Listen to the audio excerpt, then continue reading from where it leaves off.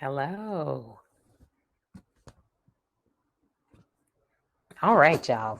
I am very excited. How you doing there? I am very excited to share with y'all all about the planty things.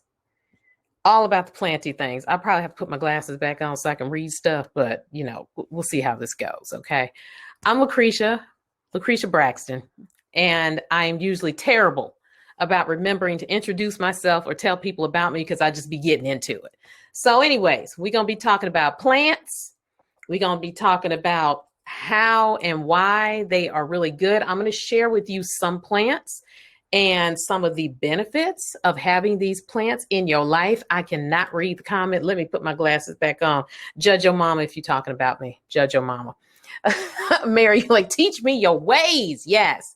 Yeah, you see that. So my monstera in the back, that's actually not a plant. It's actually clippings that I've just never taken out of the jar that a woman gave to me. So they are still in water and just having their whole life and everything. But behind me, you see, you see a ZZ plant. So that is a Raven ZZ. So the one that's got super dark leaves. I'm propagating a Brazil philodendron there. That one right there in that beautiful little container is an Enjoy.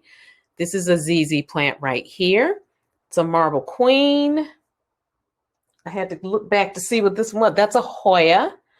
This is my money tree right here. It's literally a tree. It's enormous. And then I'm also propagating up there. I've got satin pothos kind of right here. Another Hoya right there.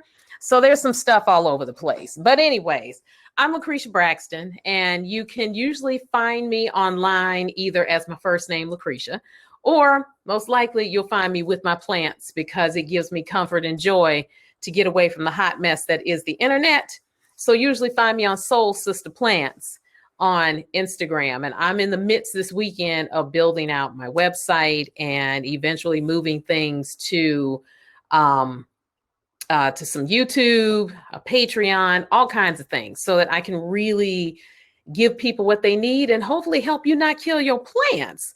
But in the meantime, let's focus on how we are not going to do ourselves in as we talk about plants that help to improve your health and your wellness. So first plant I want to talk about are a couple of them. So a snake plant and lavender. Both of these plants are really good for anxiety. So this is not a snake plant. This is one of many varieties of snake plants. So this one here is called a black dragon. It has almost no variegation on the leaves. They are super, super dark green. But here's what you need to know about a snake plant and why you want to put it this way. If you are a person who thinks you kill plants, if you kill this plant, it's because you watered it too much and you drown plants. Do not drown this plant. You can almost let it go bone dry, water it, and it'll be just fine. So snake plants are very easy to take care of, and they are some of my favorite. In fact, I have approximately 15 of them in my house the last time I kept. That's a lie. I got about 14 because I gave one away to somebody because I really want to selfishly go and get me a bigger one. So I really want to try to go get me 2 today. But anyways, I'm focused. Hello there. I see all you plant people up in here. Yes. So a snake plant, here's why it's good for anxiety. They are believed to reduce anxiety and to improve respiratory problems and cure symptoms of a headache. I do notice. So all of my snake plants are in my living room area. So I sit next to, where I'm sitting next to right now is a south facing window. And all of my snake plants are on the other side of my living room because they don't need to be right up against a window to get light. But what I do love about them is that they are supposed to be good purifying plants for the air. And people just like them. And so let me give you a little fun tip about snake plants. It is said that you put these by your door and that in certain Asian cultures, you'll find snake plants by people's door because the sharp points capture evil spirits. So just a little something else that you can think about, which is probably why I have about 15 of them, because I wanted to catch any and all things that may remotely be evil trying to walk up in my house, because that is not happening. Lavender. And most of you probably already know about lavender, that lavender is considered to be a stress relieving plant. The smell of it and stuff, it's in a lot of lotions. I love to use it at night in any of my oils and lotions. And I've spritzed some on my bed sometimes before too, just so that I can, it just smells so good. But here's some things about lavender. Lavender actually slows down your heart rate and lowers your blood pressure to greatly reduce stress. That's why the scent of it is in so many lotions and sprays. And it's because people love how lavender smells. It's very soothing.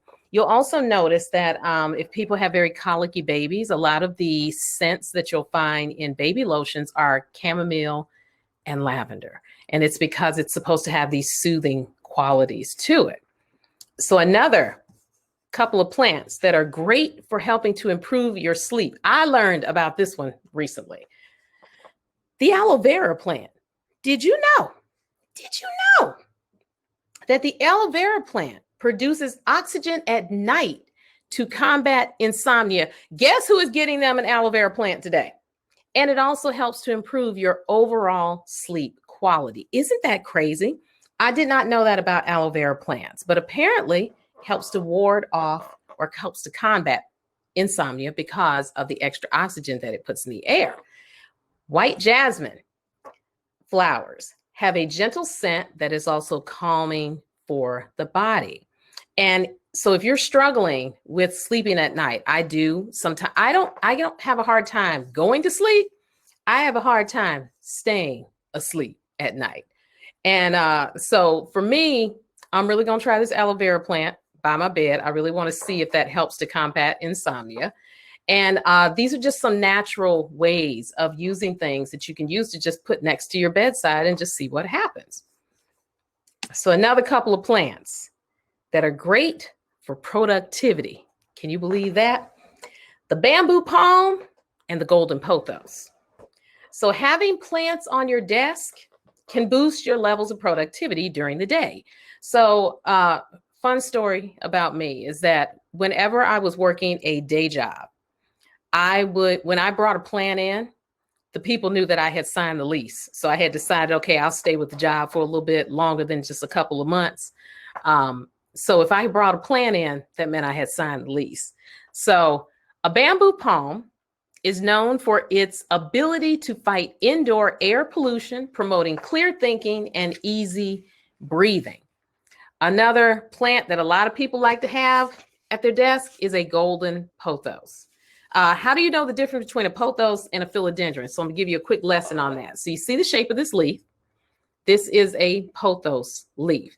Pothos and philodendrons are all in the same family. So that's a pothos leaf.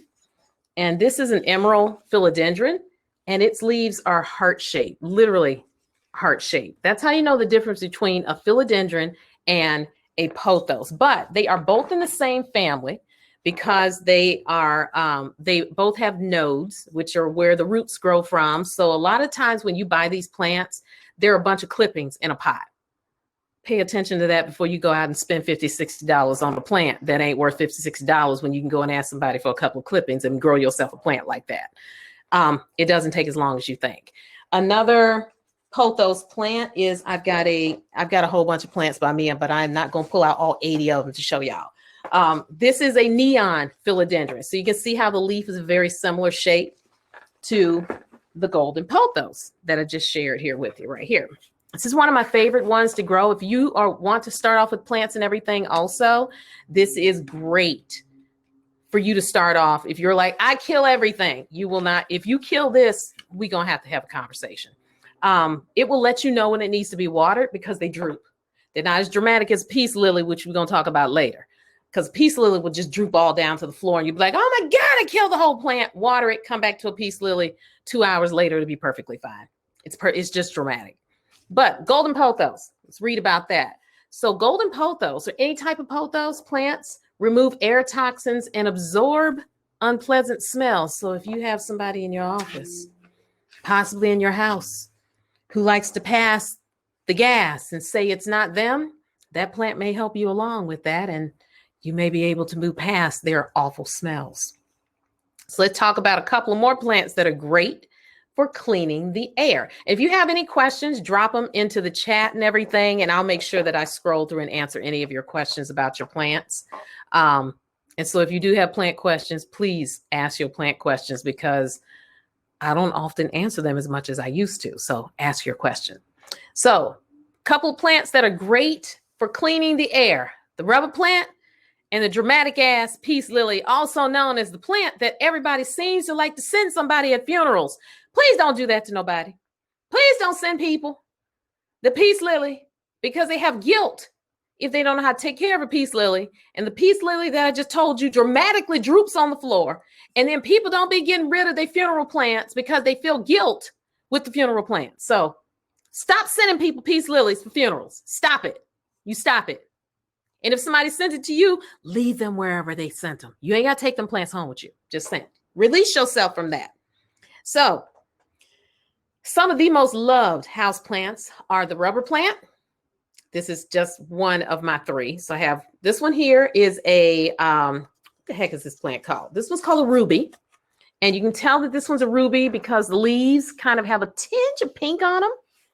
And then the white leaves, they're also all different colors. And another one that you probably are most familiar with is this one here, is the one that's just the dark green, beautiful rubber tree. And I have one that's a little bit bigger than this. Here's the thing about rubber trees. When you figure out where they like to be, leave them alone. Do not move them.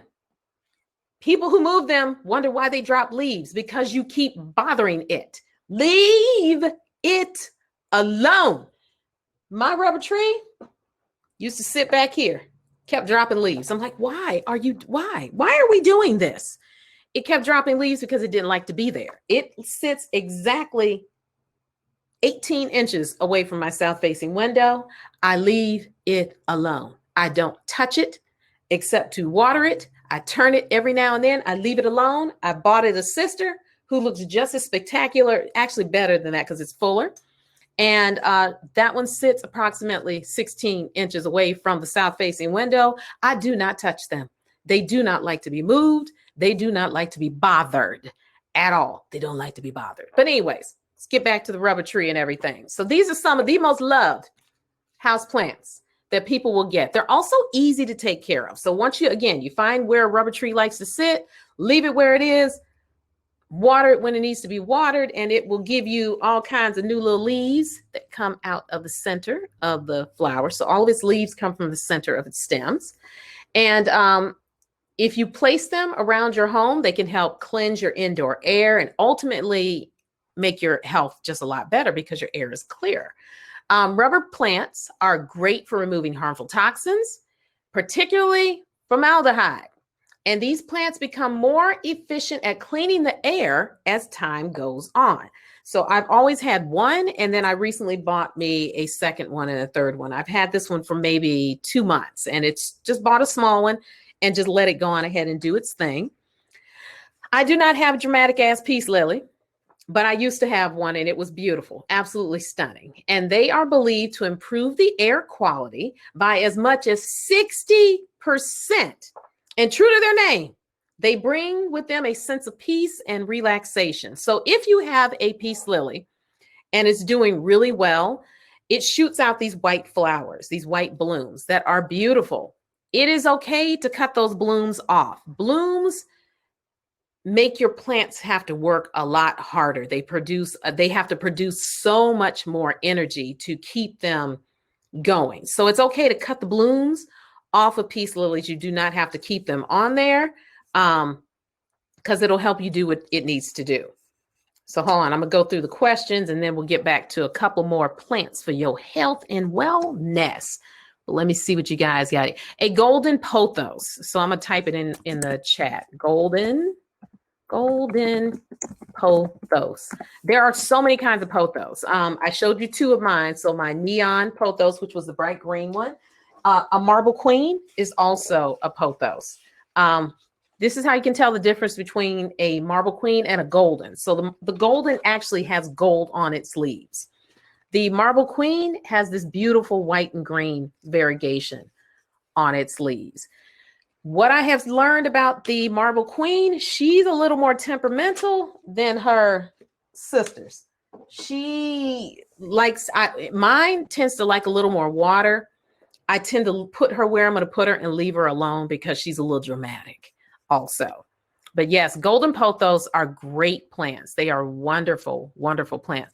Yes, peace lilies are highly dramatic. Seriously though, don't think you've killed it. You received a peace lily for the same reason. They're so dramatic. It's just ridiculous. You have a sparse ficus. What's up? So here's the thing about ficus. The rubber tree, fiddle leaf, Audrey ficus, and an Altisma ficus are all in the same family. They are ficus plants. Once you figure out where they like to be, leave them the hell alone. They do not like to be moved. They will drop leaves left and freaking right because they easily get stressed whenever they are moved from some particular part of an environment. And another thing, when you are buying plants, keep in mind that when you're buying them out of a nursery or typically a nursery or someplace where the plant's been there for a while, ask the people how long has the plant been sitting in that location. Because you need to know if you're about to buy a plant that they tell you, oh, it doesn't need a lot of light, which is what you hear a lot about pothos. You hear that a lot about snake plants, ZZ plants. Oh, they're low light plants. No, low light does not mean no light. The plant still needs some type of light to grow. So you want to pay attention to what kind of growing conditions was it in before you bring it home to your home, put it in damn near darkness and wonder why the whole plant had died. That's typically why. It's not because you are toxic and you have poisoned your plant. It's just that it was in ideal growing conditions. And when it's coming into your home, your conditions are a little bit different. But how much sun for a peace lily? Let's see here. So Mary, I find that they like to have bright indirect sunlight. So bright indirect could be, it's getting light. So my move this way. My money tree is getting what's called bright indirect light. It sits next to the south facing window, but it's not up on it. If it was getting direct sunlight, the light is hitting the leaves of your plants. And many of your plants probably can't take direct sunlight because it'll burn their leaves.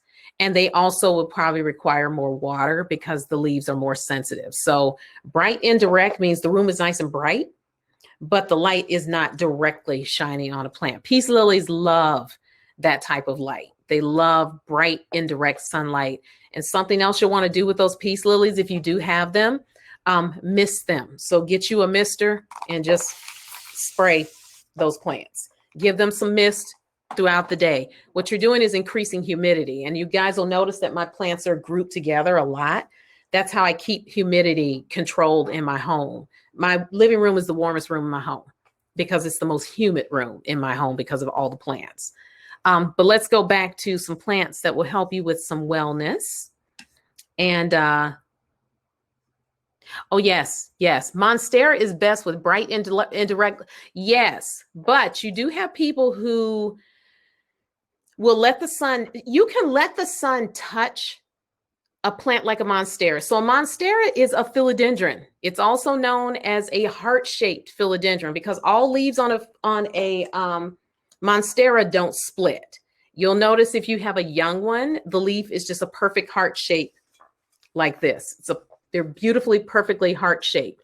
That split happens because if a monstera is growing in its native, which is usually in a forest, on the forest floor, wrapped around a tree, the leaves split to let light down to the plant's leaves that are lower on the plant. That's the reason why monstera leaves split, is to let light in. But it does not like to have super ultra bright light on it for too long. If you let it on for like an hour or two, that's good. Any longer, you may see some sunspots where the leaves have burned. Why mist as opposed to regular pour water? Pouring water is for the roots. Misting is to create a humid environment. It is to it's for the leaves. When you water, you're watering for the roots. That's like giving that's your intestines, that's your eating, that's you giving your body sustenance. But you wash your face and you take a shower. So that's giving your skin what it needs, taking off impurities. That also helps to keep the leaves a little bit cleaner by misting your plants also. So that's why you want to mist and water your plants. But as we're moving into the winter months, some of your plants will require less watering, but more misting. So they'll need it because why? Most of you will probably have your heat on. Your air is now conditioned in your house. Heat is dry. So humidifier, if you don't have a humidifier for your home, a cool mist humidifier, mist your plants and you'll help increase that humidity in your home. So you'll love it for that. So let's go back to a couple of plants. So a plant that's great for your hair, I did not know this. Sage. So while sage is also a kitchen staple, did you know that sage can also correct hair color when used as a paste or ointment? This common herb helps to restore bright color, which is great news if you're struggling to book your hairdressing appointment. Sage apparently as a paste. I have not tried this because I decided I'm done dyeing my hair. Mint plants. Mint's great for a lot of things, but here's a few things that mint are really good for. They're great for upset stomachs. Various types of mint plants. So catnip or Korean mint can help fight flu symptoms and relieve upset stomachs.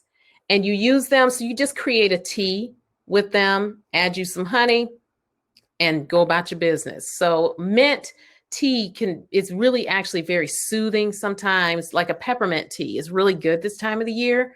Winter months, it's just a soothing tea. So that's something you can also try out for an upset stomach. But here's another use for mint.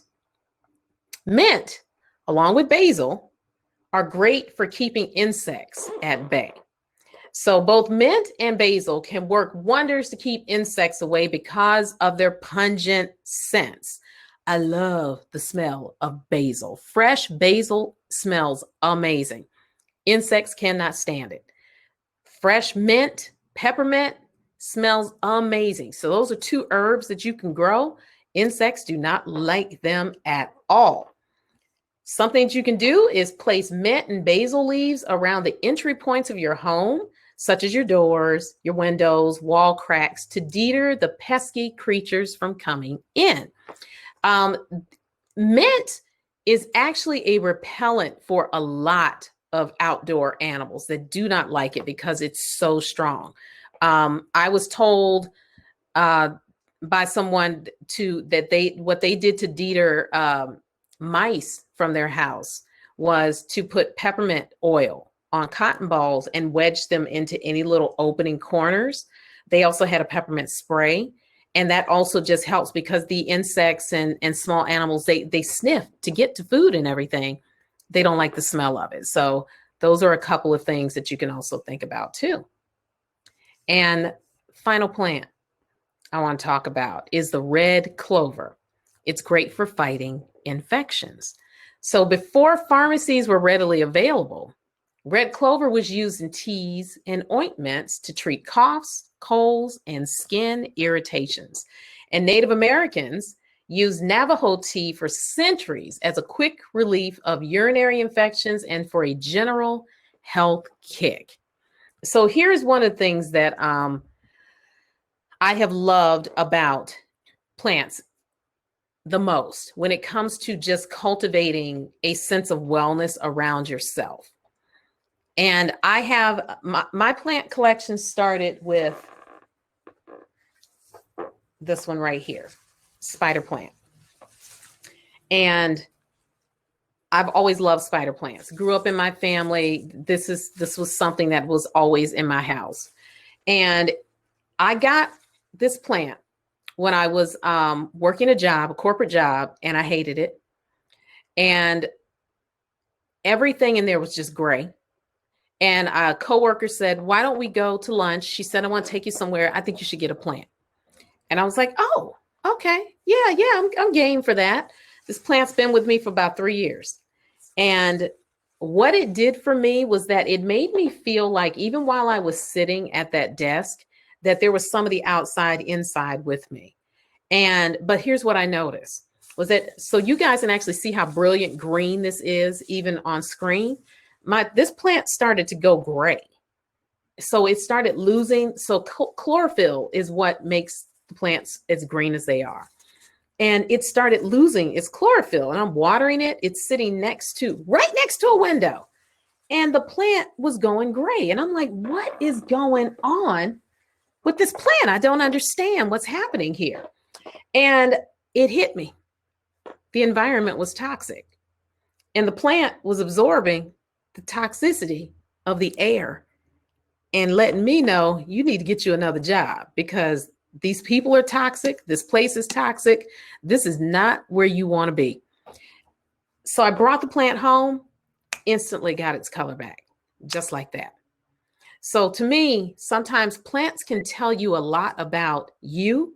They can tell you a lot about your environment. They can tell you a lot about how you take care of yourself. You have people who they will go and buy a house full of plants and will buy all these plants, as many people have done during the quarantine. And then they get overwhelmed and they neglect the plant. You neglect the plant, it dies. Neglecting yourself is the exact same thing. If you spend more time taking care of the plants, the people around you, everybody else except yourself, you are doing you no good, and you're honestly doing them no good either. So what plants have really taught me is to make sure that I put as much energy and love into myself as I do into these living things, because that's another thing about plants too. They are living things, and they are givers in many ways, and they will show you what they do and don't like. They will die if they don't like something. They will drop leaves if they don't like something. Some of my plants are a little bougie. They do not like tap water. So my tap water sits for like 2, 3, 4 days so that I can let some of the chemicals dissipate from the water, because I can't keep buying distilled water for these dramatic plants. But I can do the best I can to take care of them. But what they also remind me is that when they start to droop or lose their color in some type of way, they remind me of what they need. They need sunlight and they need water. We are basically plants. We need sunlight. We need water. We need some attention. We need some love. We need to give that to ourselves. And a lot of times we as women, and I'm assuming, or those of you who identify as women, we tend to be givers, but we don't tend to always ask for what we need or to know how to be open to receive. But you have to be open to receive so that you can thrive the way that you want to thrive. And also just learning to, listen to yourself and what you need. Plants are a great way and a great indicator, because there are times I will sit and look at a plant and I'm just like, why are you not happy? What is it? You're in a beautiful pot. You get watered. You're right by the window. You're getting sunlight. What is wrong? And sometimes it's as simple as, when was the last time you checked the roots? Can we sit with that for a minute? Can we sit with that for a minute? When was the last time you checked the roots? When was the last time you checked your roots? When was the last time you got real deep with yourself and checked in with yourself? Because see, you look great on the outside. You put on your lipstick, you put on your brows, you put on your eyeshadow, you paint your nails, you put on some clothes that you like, but inside your roots are a mess because you have not been taking care and looked up under the hood to see, what do you need? What do you need to cultivate in yourself? That is what plants have taught me. Plants have taught me also to not give so much that I can't take care of what I already have. So my goal for the winter is to keep my plants alive, not to acquire more plants, to simply keep alive what I have. What can I keep alive what I have? And if something dies off, I'm not going to lose my mind over it, because it was just either time for it to go and our season together is over, and it's okay. Let me check some more of your comments here.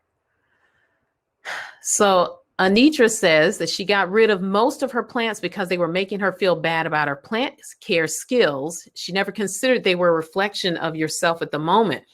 Here's why what you did is smart. Because instead of you keeping plants that were not doing well, instead of you keeping them and saying, oh no, I can keep it alive, sometimes you and certain plants are not meant to be together. There's a plant I threw out my house the other day because I don't like it. We don't get along. I've had 2 of it and it has dramatically died, where I would come in and all the leaves were on the floor. And I was like, what happened? What happened? A Caracas. Me and that plant do not love each other. Me and maidenhair ferns. I think it's the most beautiful plant in the world, but it will not live in my house. There are times you need to let things go. That's what plants will also teach you. What do you need to let go of? What are you holding on to trying to make it work? Am I talking about some of y'all relationships? Am I getting a little too close? What are you still trying to hold on to and you trying to make work, but you need to break up because y'all season together is over? Give away plants that you have that you just don't like them. You see that plant, you're like, when will you die? Why won't you just die? I've had plants like that where I'm just like, why won't you? And I was like, why don't you just give it away? And that's what I did. Give away plants that stress you out. You just don't love it. You have too many. Give them away. Having more plants does not make you a better plant parent at all. Seriously though, when's the last time y'all check y'all roots for real? You need to give me some time. Tiffany, I received that. I receive it. Yes, plants letting go. Leah says, it's interesting how a lot of my plants have moved with me to my new living space. And ever since then, they have not been happy. Here's the thing. I think that plants are also a great indicator of an environment not being right for them, but it may be right for you. Again, that sometimes we ain't meant to be together, or you're going somewhere, you're moving forward, you're growing. But that plant is fine being right where it is. It's thriving right there where it is. That's its capacity, is to be right here, right where it is. It has, and this is not mine, this is TD Jakes. It has quart size love. Your love is gallon size. You ready to move on up. And this was a lesson that I learned this year, is that it does not matter sometimes how much you can love someone to pieces, how you believe that you've got this created in your head that everything is going to work out, but their capacity is there. Your capacity is here. How long you going to keep trying to hold on and drag this dead horse with you that has made it clear, this is all I want? Same way with plants. There are some plants that it doesn't matter what you do. It doesn't matter that it was great when you were where you were. You have moved it to a new environment and it's like, nope, I was happy over here. I don't know how to be happy over there. Sometimes you got to let that stuff go. I'm telling y'all, what I have learned through plants and how I have been able to have just life lessons with plants and people. It's amazing. It's absolutely amazing. But that letting go is some deep stuff right there. Just being able to, and here's another thing too. I love plants, but I also know which plants work well with me. ZZ, snake plants, which is why I got over 15 of them. Pothos, philodendrons. This is my second money tree. And here's the thing. My money tree sits in the southwest corner of my house, which is also, if you know feng shui, the money spot of your house. I'm just letting you all know, rich friends, that I am rich. You are rich. So I have learned how to put this plant where it thrives. It's a money tree, money, and this plant has been doing nothing but giving me new leaves since I brought it home. In fact, it's easily a quarter bigger than it was. Just popping out stuff because I learned where it likes to be. But I've also learned which plants work for me and which plants do not. And I do not allow plants that do not work for me into my home. We are not meant to be together. And it does not matter how hard you believe that you can love it to death. You can give it perfect growing conditions and it will not thrive. Some of y'all holding on to people y'all need to let go of too, because y'all ain't meant to thrive. And sometimes some of your friendships and relationships, and that includes the ones that you have with plants, just need to die a mutual death. And I have given plants to people that were just doing terrible here. Give them to somebody and they're like, oh my goodness, this plant's doing so good. That plant found its person. That plant went to who it was supposed to be with. And I am in no way lacking because of it. And that's another thing too. And then I'm gonna shut up. So if y'all got questions, ask your questions. Ask your questions. We got like 10 minutes. And if you want to come on, I don't know how I can do all of that. But if you want to do what you got to do, when we will talk through what we got to talk through. 10 minutes. This last 10 minutes are yours. But here's another thing. If your cup is already full, my house is already full of plants. This room is the only room that my plants thrive in. It is full. If I walk in with a new plant today, something got to go. I have to make room for it. Something must go. So when I am going and looking at plants, which I will just go to a nursery because I enjoy just being in that environment of something that's thriving. And if I see something, I'm like, I got to bring you home. I am making a mental note of what must leave. Because how am I going to make room? If you are 100% full and people talk about the overflow, but but something's going to go out with the overflow. So if I'm 100% full, there is no capacity for me to add anything else. There's no capacity for me to add any additional plants. So something has to go, which is why I give away plants now and don't think twice about it, because I know I'm welcoming in something that's better for me, or something that I love, or something that I have been waiting for. So another life lesson. I'm telling y'all, plants and life lessons will do you just amazing things. Mary, you said my money tree died. I'm not claiming responsibility for killing it. Mary, I don't claim responsibility for the plants that are sitting in my plant graveyard. We were just not meant to be together. Plus, some plants, we can blame it on the pest. We can also just say that, you know what, it has lived it's just lived its life, and it's just not going to be okay. There are some times that you can do everything that you want to with the plant, and it just isn't going to do well. And so we have to let go of the guilt also. And some of you who may be holding on to some plants and it's got 2 little leaves on, and you're like, I think I can bring it back. No, you can't. Let it go so you can get you a new plant. Let it go. Let us all just have it collective. Let it go. Let it go so that you can make room for what it is that you really want, and so that you can make room for what will thrive. The lessons that I have learned, really learning where I could yield with the plant, what could I manipulate, and then also just learning sometimes to just sit back and just receive what they give. And my plants right now are givers. Most people's plants right now have gone dormant, not mine. My plants, because I have learned how to create an ecosystem for them to where they will thrive.